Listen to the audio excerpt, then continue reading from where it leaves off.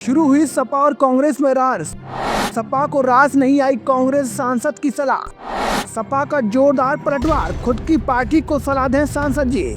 कांग्रेस को दिख नहीं रहा उसकी सरकार बनाने की औकात नहीं। लोकसभा चुनाव के दौरान बड़े दावे और मजबूती के साथ बना विपक्षी गठबंधन इंडिया ब्लॉक अब अंदरूनी खींचतान और बयानबाजी की वजह से मुश्किलों में नजर आ रहा है। एक तरफ भारतीय जनता पार्टी के खिलाफ एकजुट होने का दावा किया गया था, तो दूसरी तरफ अब सहयोगी दलों के बीच तल्खी खुलकर सामने आने लगी है। पश्चिम बंगाल और तमिलनाडु के राजनीतिक घटनाक्रम के बाद कांग्रेस और समाजवादी पार्टी के बीच जुबानी जंग तेज हो गई है। दरअसल पश्चिम बंगाल में तृणमूल कांग्रेस को झटका लगने के बाद समाजवादी अध्यक्ष अखिलेश यादव ने हाल ही में पूर्व मुख्यमंत्री ममता बनर्जी से मुलाकात की। इसके बाद अखिलेश यादव ने तमिलनाडु जाकर एम.के. स्टालिन से भी मुलाकात की।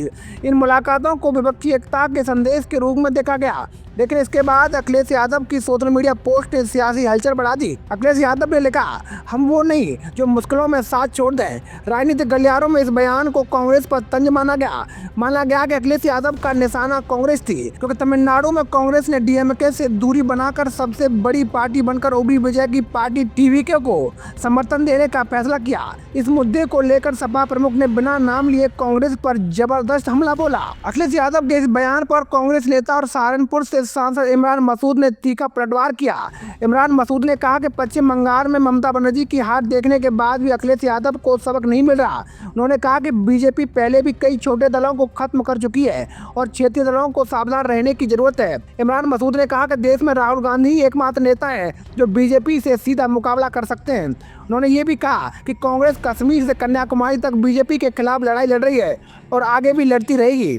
मसूद ने उदाहरण देते हुए कहा कि पंजाब में अकाली दल और महाराष्ट्र में शिवसेना जैसे क्षेत्रीय दलों का क्या हाल हुआ, ये सबके सामने है। बीजेपी धीरे धीरे छोटे दलों को खत्म कर देती है। कांग्रेस सांसद के इस बयान पर समाजवादी पार्टी भी भड़क गई। सपा नेता मनीष जगन अग्रवाल ने कांग्रेस को आईना दिखाते हुए कहा कि इमरान मसूद को समाजवादी पार्टी पर बयान देने के बजाय अपनी पार्टी को सलाह देनी चाहिए। उन्होंने कहा कि कांग्रेस उत्तर पूर्व में हार चुकी है। इसके अलावा मध्य प्रदेश, छत्तीसगढ़, राजस्थान, हरियाणा, महाराष्ट्र, गोवा, गुजरात, उत्तराखंड और आंध्र प्रदेश जैसे राज्यों में भी कांग्रेस कमजोर हो चुकी है।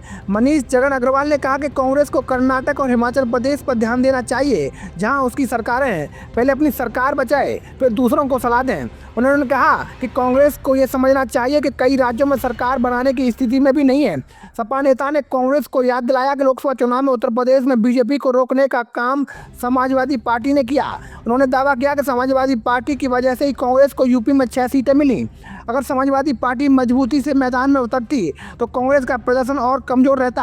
अब सवाल ये उठ रहा है कि जिस इंडिया ब्लॉक को बीजेपी के खिलाफ मजबूत विकल्प माना जा रहा था, क्या वो आपसी बयानबाजी से कमजोर पड़ रहा है? एक तरफ कांग्रेस खुद को राष्ट्रीय विकल्प बताना चाहती है, तो दूसरी तरफ क्षेत्रीय दल अपनी ताकत और योगदान को कम नहीं आंकने देना चाहते। यही वजह है कि सहयोगी दलों के बीच नेतृत्व और रणनीति को लेकर खींचतान बढ़ती जा रही है। राजनीतिक जानकार मानते हैं कि अगर विपक्षी दलों ने समय रहते आपसी मतभेद नहीं सुलझाए तो इसका सीधा फायदा बीजेपी को मिल सकता है, क्योंकि जनता के सामने मजबूत विपक्ष वही माना जाएगा जो एकजुट दिखे। फिलहाल कांग्रेस और समाजवादी पार्टी के बीच जुबानी जंग ने साफ कर दिया है कि इंडिया ब्लॉक के भीतर सब कुछ ठीक नहीं है। आने वाले विधानसभा चुनाव और 2029 की तैयारी से पहले विपक्ष को तय करना होगा कि वो आपसी लड़ाई लड़ेगा या बीजेपी के खिलाफ साझा रणनीति बनाएगा। तो दोस्तों, मैं था आपका अपना मुकेश उपाध्याय। अगर आपको हमारी जानकारी अच्छी लगी हो तो कमेंट बॉक्स में जरूर बताइएगा। जय हिंद।